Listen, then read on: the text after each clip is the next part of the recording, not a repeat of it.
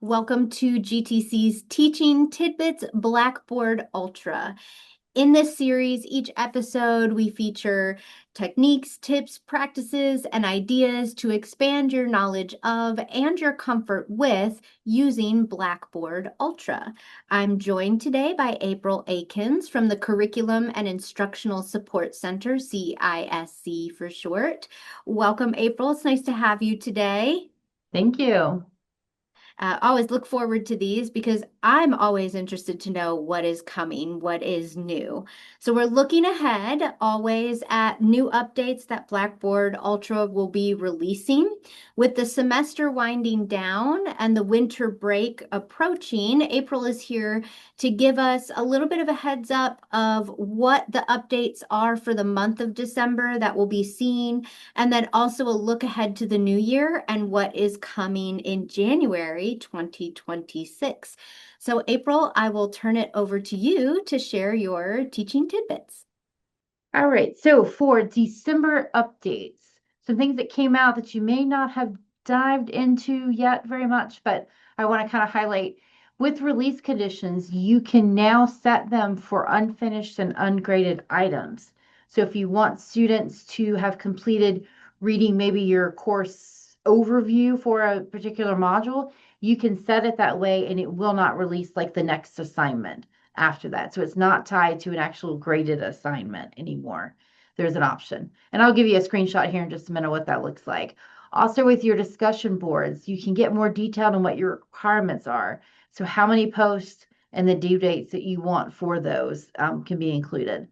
And then I will also again show you a screenshot of that just to kind of show you what that looks like. You may have already come across it, but just to let you know. And then I do want to kind of highlight the grading improvements for audio and video feedback when you're actually providing feedback to students.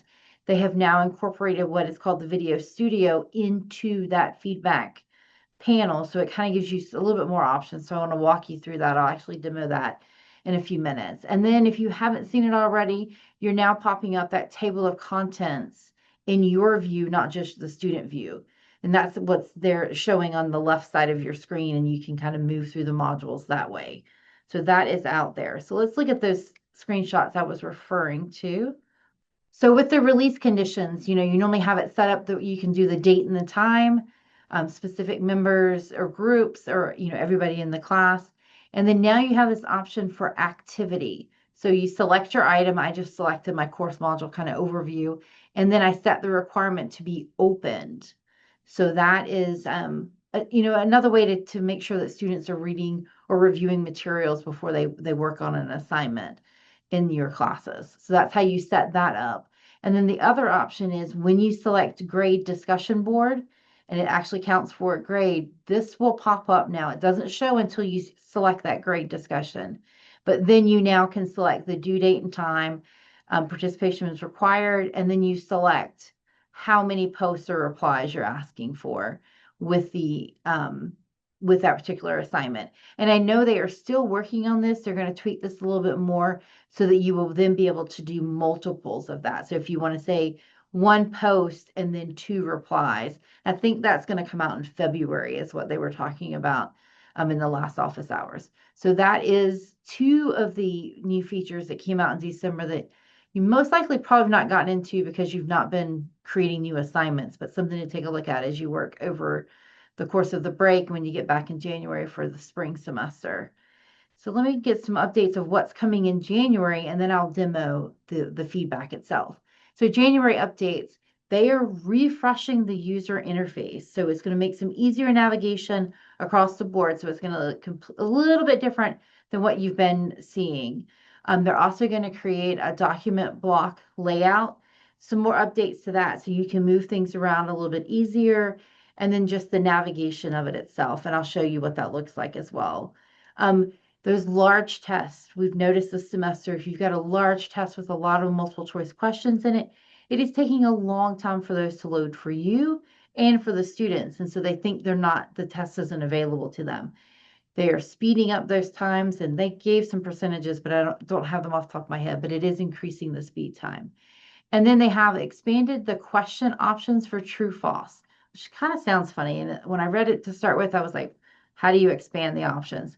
So now what you're able to do is instead of just selecting true, false, you can select some other options, and I'll show you what those are. And then enhanced multiple choice and multiple answer workflows. So when you're creating those type of questions, there's a little bit more options there as well.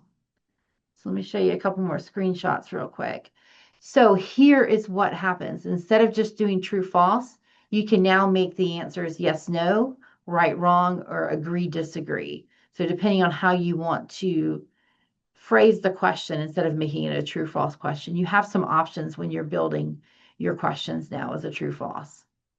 And then the other with the multiple choice, you can select the number of options if it's a multiple answer, and you can select how many that there need to be selecting. And then what it does, if it's just a single answer, it's just going to give them a radio button when they actually answer, when the questions come up.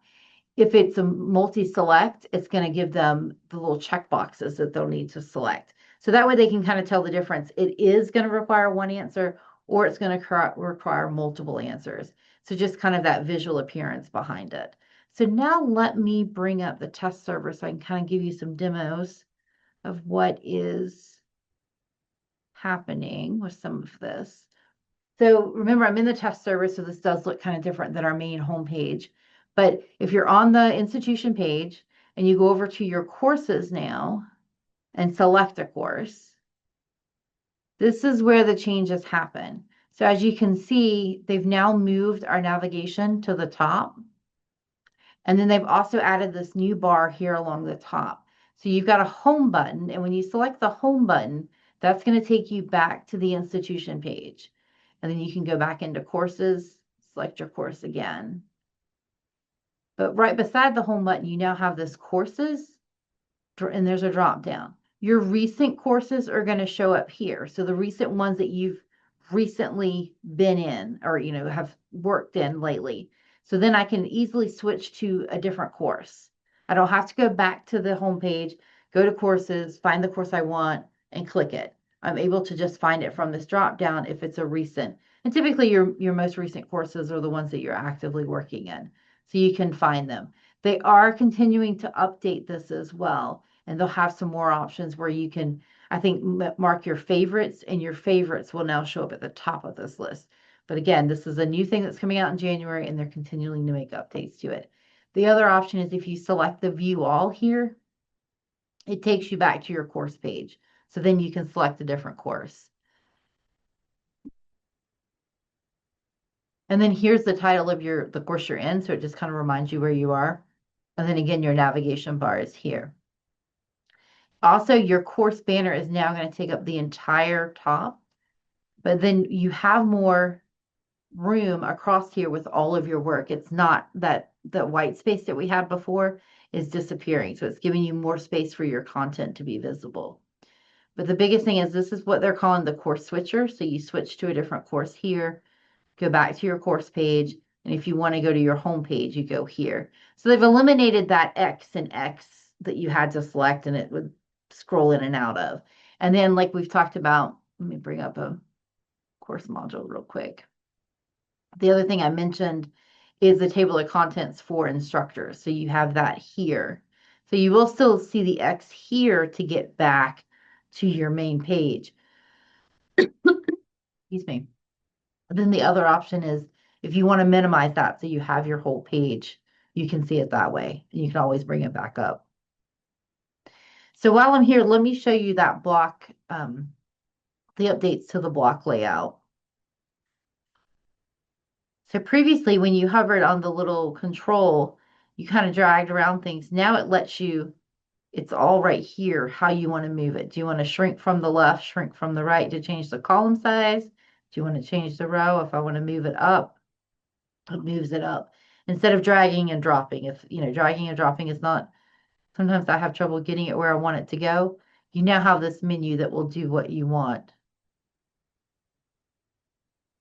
easily within that option.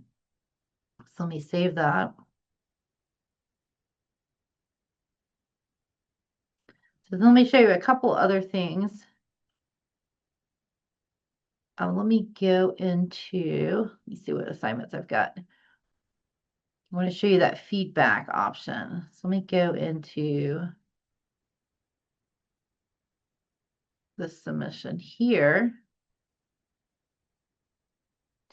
So now when I work with my feedback panel, you have that, I guess it's a video camera icon, but it says audio video when you hover over it. When you select that, it's bringing up what they call their video studio. And so what would you like to record? You can record your camera, just audio, your screen, your audio and your screen, or video and screen. Let me just select one.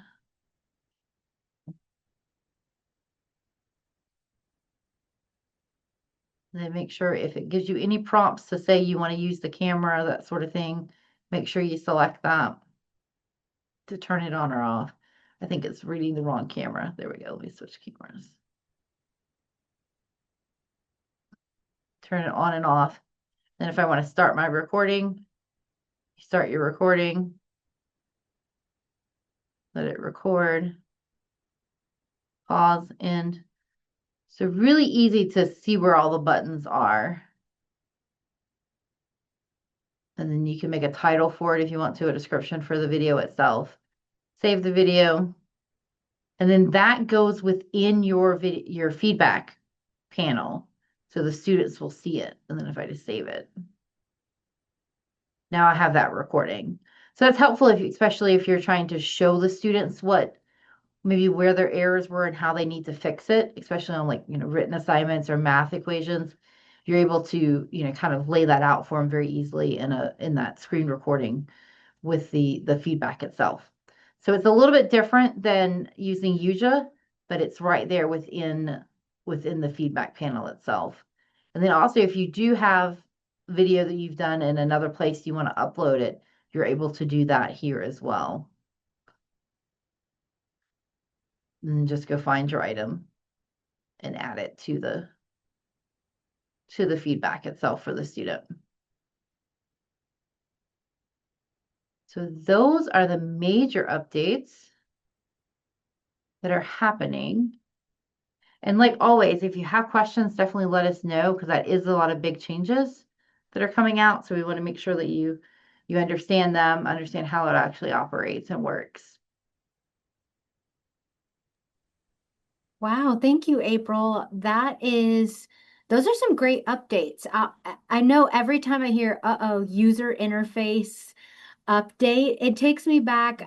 You probably remember when they switched the layout mid-semester on us.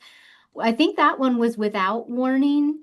And how jarring that was to open it up the next day and try to reorient. But I love that they were able, and I know I don't know if everybody knows how you and Rebecca are in communication with them, how you are, even letting them know, hey, this is what we need.